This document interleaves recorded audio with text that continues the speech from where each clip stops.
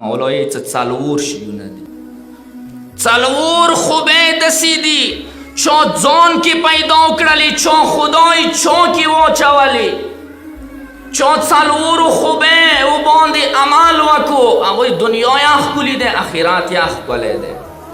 اربع من اوتیهن فقد اوتی خیر دنیا والآخره. څلور شیونه خدای چاته عطا کړي. ټولونه اول څه دنیا و آخرت انسانو سره ښه کیدای شي. صدق الحدیث، رښتا زبان دی، رښتا ژبه ده. یو رښتونکي انسان یغه دنیا یې ښکلي دی، آخرت یې ښکلی دی.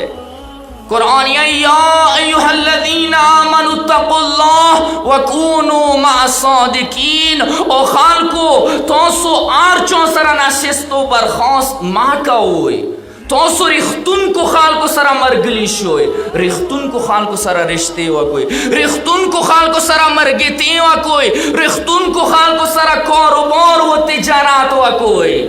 وجه دا ده چې رښتونکي هم دا دنیا ښکلي ده، همې آخرت. اما کوم دروغجن دي، که وړه دیا که زړه دیا که مشران دیا که کشران دیا، ښځې واړه چای حکمران ویلی نوي، موجوده حکمران، تیر شوي حکمران یا آینده ارتلونکي حکمران، څوګه دروغجن دي. لعنت الله علی القوم الکاذبین. هغو افرادو باندې، هغو اقوامو باندې، هغو وړو غټو باندې څوګه دروغجن دي. خدای ونې لعنت ده. همې دا دنیا خرابه ده، همې آخرت خرابه ده. یو رښتونکی انسان څه رښتا یایي، هغه دا دنیا یې ښکلې ده، آخرت یې. دویم خوبې څه هغه واجې نه انسان دنیا و آخرت ښه کیدای شي، هغه ده اداء الامانه. امانت کې خیانت نه کوله.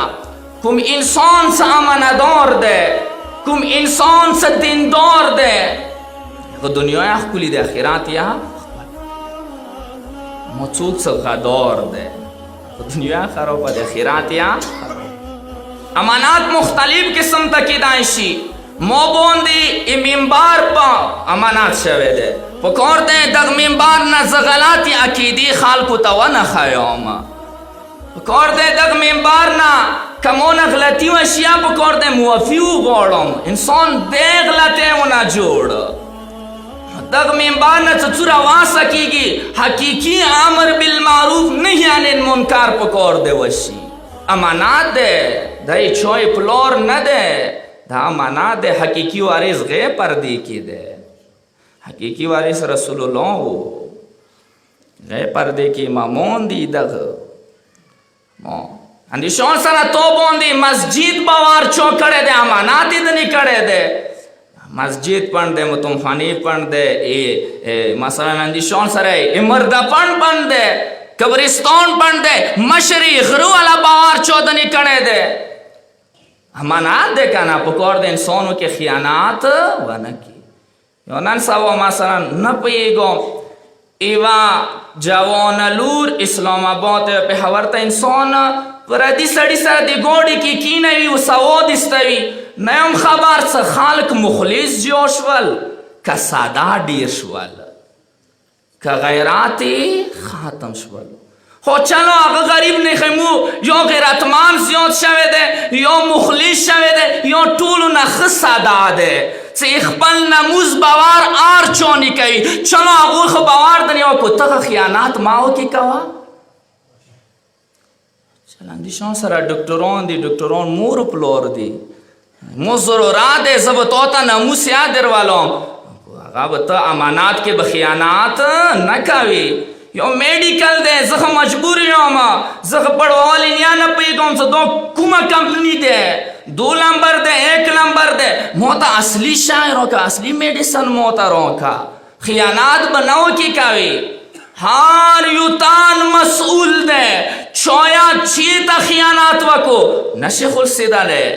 خدای درگاه کې څوک څه امانتدار دی همې دنیا ښه دی همې آخرت ښه دی څوک څه خیانتکار دی غدار دی هغه دا دنیا یا خرابه دی آخرت یا خراب دریمه خوبی څه هغه واجې نه انسان هم دنیا ښکلې کیدای شي هم آخرت و حسن الخلق ښه اخلاق ښه کردار ښې خوبه دنیا ہار وہ میدان کی جیت وہ خواستاد ہے اما ای میدان و کردار و میدان سے دل تا سارا خار نشتا انسان مڑکیدای شی انسان مڑش والا مارگو زندگی وڑو وڑ کی نہ دے دو غریب سرا صرف تعلق نہ لری دو امیر سرا یا تعلق لری دو آرچو سرا تعلق انسان مڑکیدای شی کردار نشی مڑکیدا لے دنیا مخ باندې کچیرې صدیو کې تیرش والے خو مگر کردار نه پټیږي نه مړکیږي نیڅو ختم کوای شي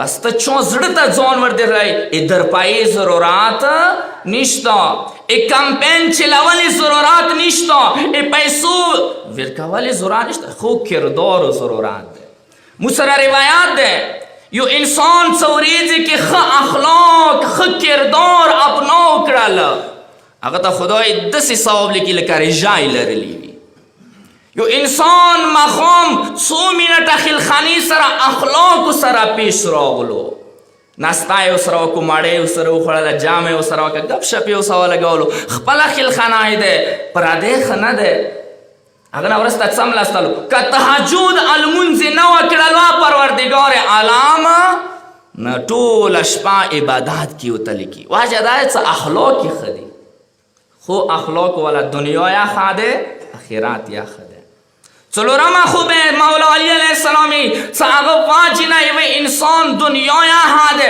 آخرت یا ښه دی و عفت البطن چا څه خپلې خېټې حرامو نه وساتلی چا څه حلال خوراک وخوړلو هغوی دنیا یا ښه دی آخرت یا ښه دی اما څوک څه حرام وخوري هغه دنیا یا خرابه دی آخرت یا خراب دی حرام خور انسان حرام خوړلی والا انسان هم دغه دنیا کې ښه کار نه کیږي هغه نه خونی کې ښه کار نه کیږي هغه نه کلی کې ښه کار نه کیږي حرام خور انسان څه کله خپل مقصد ته ورسیږي اول به وړوړکو سره جنګ کوي اول به ښځو سره لګیا وي اول به کلي فساد کلي وطن کې به فساد جوړوي اما حرام خور انسان ته څه کله طاقت میلاو شولو هغه خپل زمانې امام په مقابله کې بیا وسي